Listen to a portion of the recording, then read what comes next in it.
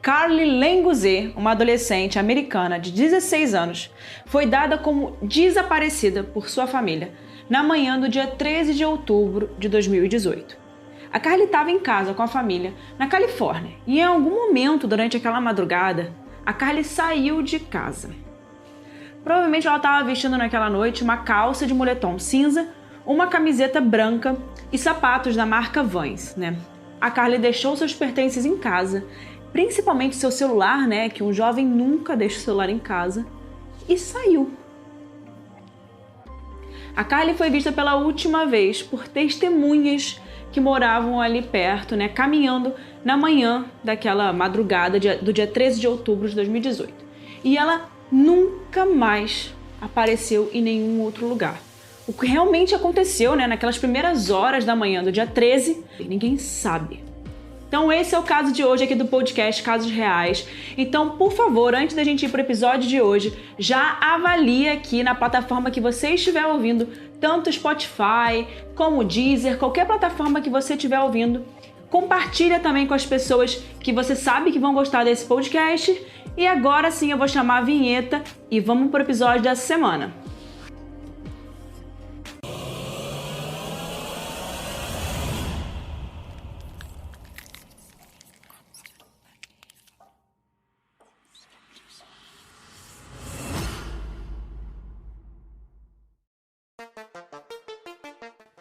Depois que Zach e Lindsay, os pais de Carly, se divorciaram em 2004, a Carly começou a morar com a Lindsay na área de Bishop, na Califórnia.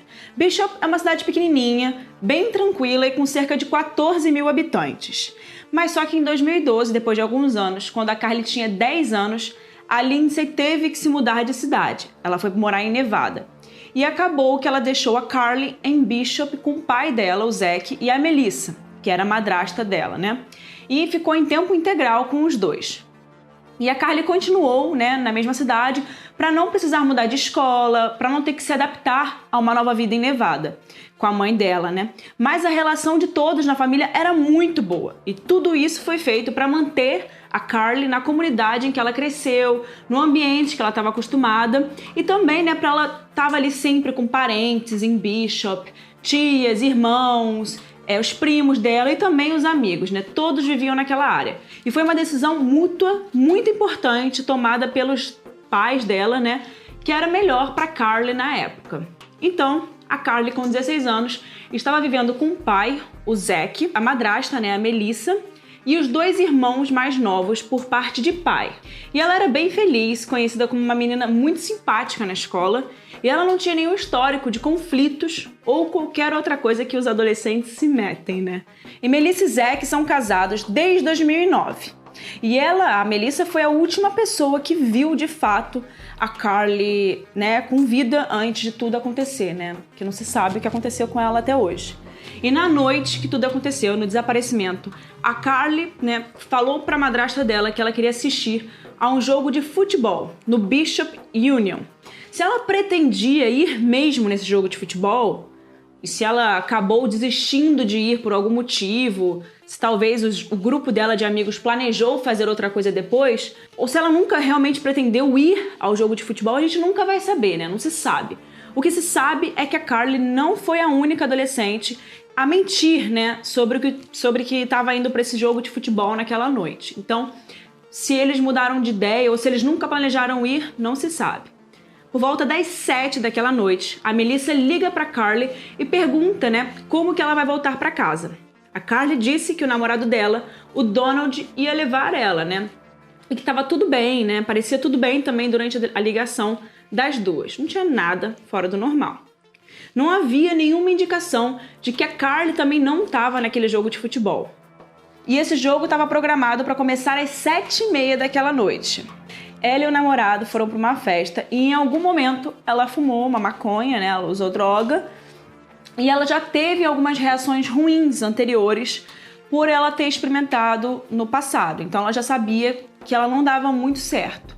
E ela começou a ficar com medo e mandou mensagem, para a madrasta, implorando por uma carona para voltar para casa.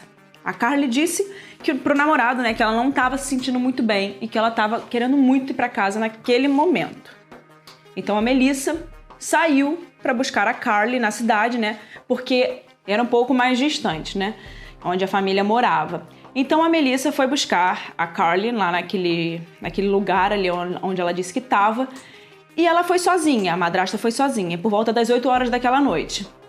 E tava claro, né, pra Melissa que ela tava estranha, que alguma coisa tava errada, né, porque ela tava em pânico com o carro. Ela achava que algo muito ruim ia acontecer. E ela, inclusive, trocava de lugar várias vezes durante aquela viagem, né, de carro. Ou seja, ela estava meio perturbada, ela não estava normal, tá? Isso era claro, assim, para Melissa. E quando elas chegaram em casa, a madrasta percebeu que as pupilas da Carly estavam bem dilatadas, sabe? E ela se deu conta de que ela precisava dar alguma coisa para ela comer, para ver se ela melhorava. Então ela deu uma barrinha de cereal e uma salada. E a Carly chamou essa salada de alface do diabo. Então ela estava falando algumas coisas ali meio desconexas, que não faziam muito sentido. Ela estava realmente fora de si, parecia que estava com muito medo das coisas, com muita raiva das coisas. Então ela estava falando muitas coisas que não faziam sentido naquele momento. Então a família, a partir dali, já achou que ela estava realmente usando alguma coisa, que ela tinha usado alguma coisa nessa festinha, que elas foram buscar ela.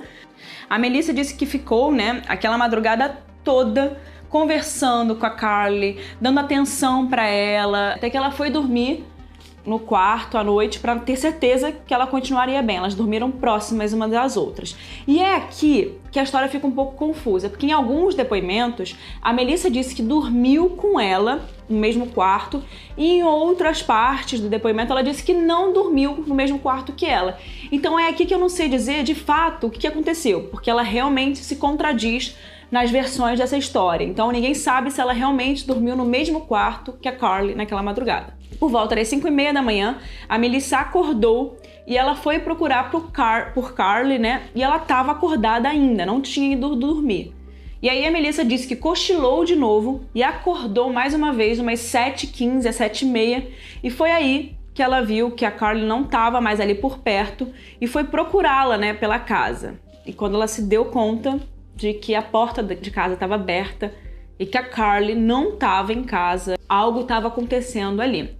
E a madrasta também resolveu gravar, né, um vídeo da Carly durante aquela situação toda, né, aquela madrugada em que ela estava completamente desorientada e agindo de uma forma muito estranha. Então ela gravou isso para poder deixar claro como ela ficava quando ela usava alguma coisa. E talvez ela poderia se arrepender e não usar mais nada, né? Tanto o Zach, o pai, quanto a Melissa dizem que não tem ideia de onde Carly está, ou o que poderia ter acontecido com ela naquela madrugada. Mas enquanto isso, a mãe de Carly, a Lindsay, tem as suas dúvidas porque o casal refez a linha do tempo e mudou, né, essa história, o que teria acontecido naquela madrugada algumas vezes, né, como eu disse. Eles se contradizem nos depoimentos. No primeiro dia, depois do desaparecimento de Carly, a Melissa inclusive transmitiu ao vivo, fez lives sobre a investigação e sobre o que estava acontecendo, né, no Facebook dela.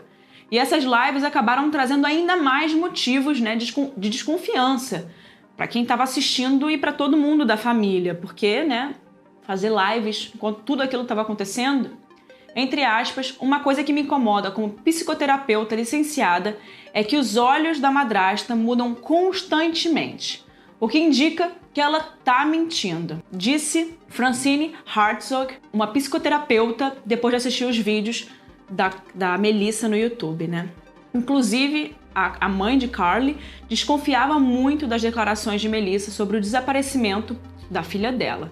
Em 2019, a mãe de Carly disse em uma entrevista, entre aspas, acredito que minha filha teve uma overdose fatal de drogas. E acredito que também, bem cedo pela manhã, a Melissa a viu com os olhos abertos e acha que foi aí que a minha filha faleceu.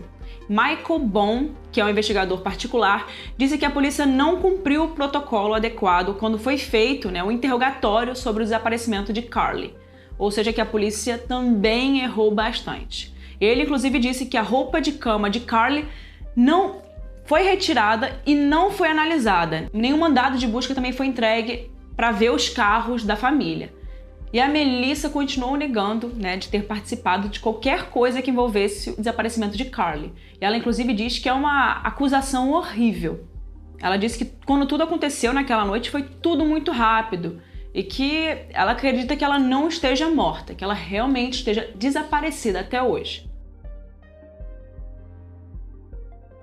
As autoridades publicaram um relatório dizendo que Carly Guzzi foi reconhecida pela última vez em White Mountain, no State Road, ali bem perto de onde eles moravam, ou seja, alguns passos, não é nem quilômetros, é na mesma área onde eles moravam, e disse que Richard Ed foi a última pessoa que viu ela. Ele lembra que aquela manhã estava muito frio, em 13 de outubro de 2018, e o que chamou muita atenção dele foi ele ter visto uma menina jovem, né, de camiseta, passeando ali para aquela região nas primeiras horas daquela manhã. E essa menina tinha os cabelos compridos, usava uma calça jeans, uma calça cinza e estava sozinha. Ou seja, bate muito com o que estava acontecendo naquela madrugada. Ele disse que inclusive pensou que era meio estranho, né? E levou isso para o FBI. E ela estava agitando um papel no braço. Parecia que ela estava acenando assim para o ar quando ela estava passando. E pouco tempo depois, naquela madrugada, por volta das 8 da manhã, uma mulher foi bater na porta dele, perguntando se ele tinha visto a filha dela. E aí o Ed disse que provavelmente sim, e foi aí que ele se ofereceu, né, para ajudar e a falar o que ele tinha visto sobre a garota que estava desaparecida. E a polícia acredita que ele pode ter sido a última pessoa que viu a Carly Guzzi com vida andando. Durante uma coletiva de imprensa, o gabinete do xerife do condado de Mono declarou que as investigações sobre o desaparecimento de Carly só serão retomadas até que tenha uma nova pista. Ainda assim, eles nunca tiveram nenhuma pista concreta sobre esse caso. Então isso é um problema, né? Inclusive o xerife afirmou que o caso continua uma investigação de pessoa desaparecida, né? Não de pessoa morta, enfim, não de um caso criminal. Mas as autoridades estão considerando todas as possibilidades. E eles dizem que depois de todos esses anos, eles não estão mais perto de encontrar ela. A mãe de Carly, Lindsay, que participou dessa entrevista coletiva, disse que não há um único dia que ela passe sem que ela se lembre da filha, sem que ela pense na filha. O pai, o Zach, e a madrasta, a Melissa, também estavam presentes nessa coletiva e também, né, falaram bastante sobre como eles se sentem. A recompensa até hoje do FBI oferece, né, para qualquer informação que leve à localização da Carly ou qualquer notícia sobre ela é de $5.000. Então esse o caso da Carly. Até hoje é um mistério. Não dá para saber muito bem o que aconteceu.